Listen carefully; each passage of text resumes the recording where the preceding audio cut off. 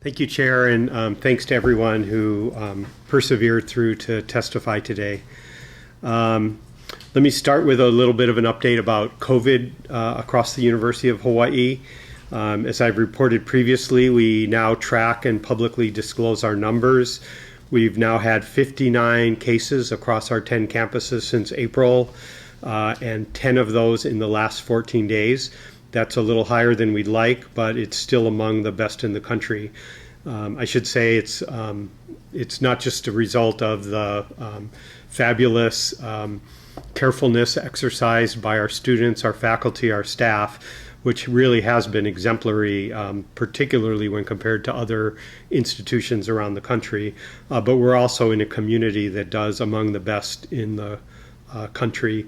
I was on a call with the White House about COVID for leaders yesterday, and the Surgeon General reported that Hawaii was the only state in the country that was not experiencing deteriorating numbers. And that's a sign to the responsibility that everyone in our state has been showing. We are working on planning for future semesters, as I've reported previously.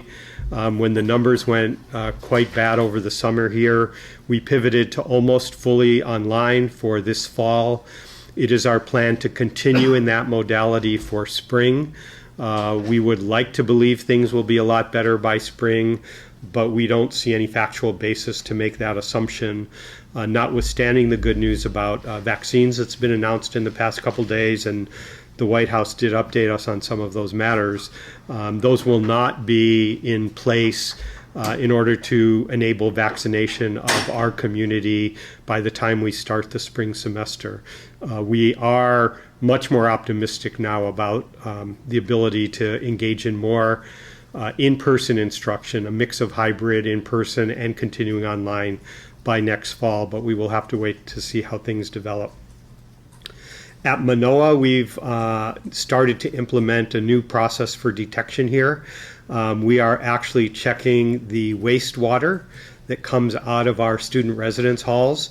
We implemented our first testing station this week, and collection of samples is underway, and we're also developing a public health response. This is something that our engineering school is already has started to do on the island of Oahu to look at community outflows, and a number of universities around the country have been doing it.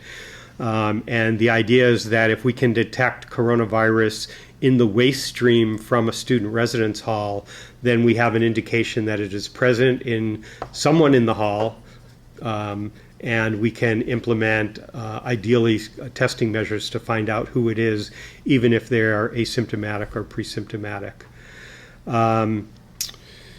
We are also, I should mention, in terms of the vaccines, initiating a conversation with the State Department of Health, which has developed the vaccine plan for this state to understand how the University of Hawaii fits in. They have multiple stages for vaccination, and we'd like to ensure that UH is prominently included in that process. Some good news to report about graduation rates across the UH system. It was obviously a tough spring, and I think I've reported before that we didn't lose many students during that really difficult spring. It takes us until around this time of year to include all of the graduation results, because we include summer graduations in the previous academic year graduation rates.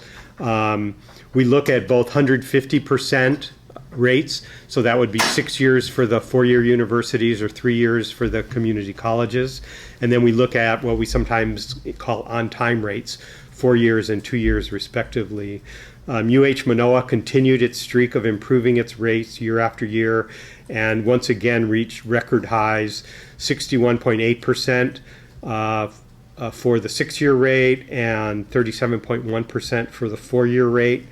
That means roughly that if you look at the class that entered 6 years ago, 61.8% of them graduated by the end of the 2020 academic year.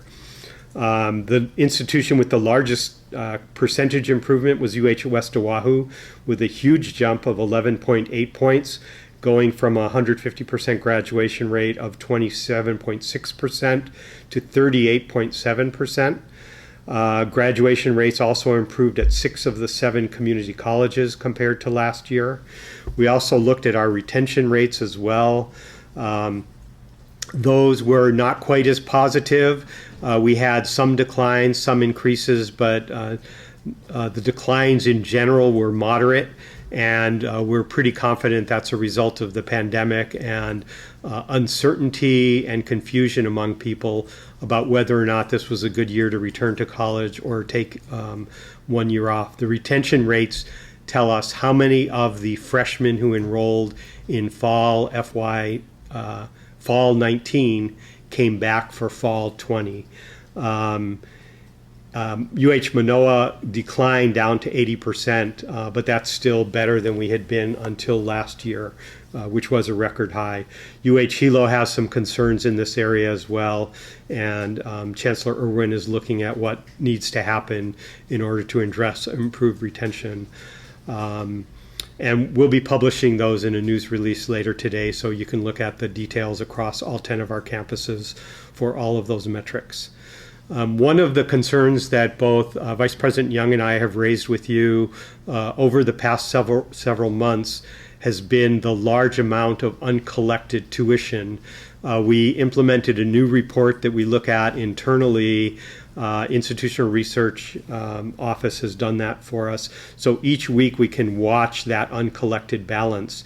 And I'm happy to report that it is now down from when we first understood the extent of the alarm. Our uncollected balance was over $25 million just for this fall semester. It has been shrinking anywhere from last week it was down over $1 million. And we are now below 10 million, which is pretty comparable to where we were last year at census. So the major alarm bells are now off, I would say. We're still concerned because almost $10 million is still a lot of money, but it is not the disturbingly high numbers that we were working to understand previously. Relating to helping get more students through college, I also want to report that UH was recognized as second best, or Hawaii was recognized as second best in the nation for lowest student debt. And that's been in the news a lot with the results of the last national election. And we were second only to Utah in having the lowest student debt among our graduates. I think that's a credit to the regents holding firm on tuition rates and the work across our campuses of our financial aid staff to try and identify every way possible for students to afford college without resorting to loans other than where necessary. Let me shift a little bit to an area that we've talked about as strategic for the future of UH and Hawaii. We talk often about the need to educate more Hawaii residents with post-secondary education, and I've often reported that that includes credentials other than degrees. So bachelor's degrees are important, associate degrees are important, but so are other kinds of high-quality credentials. And last week we released a report called Promising Credentials with partners including Kamehameha Schools, the Harold K. L. Castle Foundation, Chamber of Commerce, the State Workforce Development Council, and a number of UH programs including P20, Center Career Technical Education, community colleges. And the purpose of this report was to identify specific credentials that would be of use in Hawaii today. So it involved a survey over a 2-month period with over 93 employers. Questions ranged from the skills they're looking for and the credentials that they look for. We paired that with a labor market analysis of 274 different occupations, particularly those in demand with living wages. And we identified 137 credentials that can help those people who are looking for work or looking for advancement to get those jobs. It's the first time we've ever tried anything like this. It's all available online now, and all of our partners are pushing it forward, including with high school and college career counselors. And this is linked to a number of other initiatives that we've had, including the Hawaii Career Pathways and the Talent Roadmap that have also been identified. These pieces are all coming together to help Hawaii residents understand the jobs that are open to them and the education or training that will help them secure those jobs. Our research numbers continue to be strong, as Vice President Sirmos reported. As of today, we're up over 15% year over year. Remember that last year was an exceptionally good year. We're not even through the month of November. We're over $265 million in extramural funding. And Manoa is up, but a lot of that is also due to other parts of the UH system, community colleges, system offices, and others as well. Tim and John will share our philanthropy numbers, but that's another bit of good news. So I guess what the summary here is that the state appropriation is looking bad. Other parts of our financial picture are not looking so grim, and those are more under our control than the state appropriation. A couple things in Vice President Govea's area I want to mention. You may have noticed in the news that we blessed the ground for Phase 2 of the Culinary Institute of the Pacific. Again, this was a successful joint state-private fundraising effort. And it's also a public-private partnership for construction, which is just beginning underway with a signature restaurant, auditorium, innovation center, and additional parking.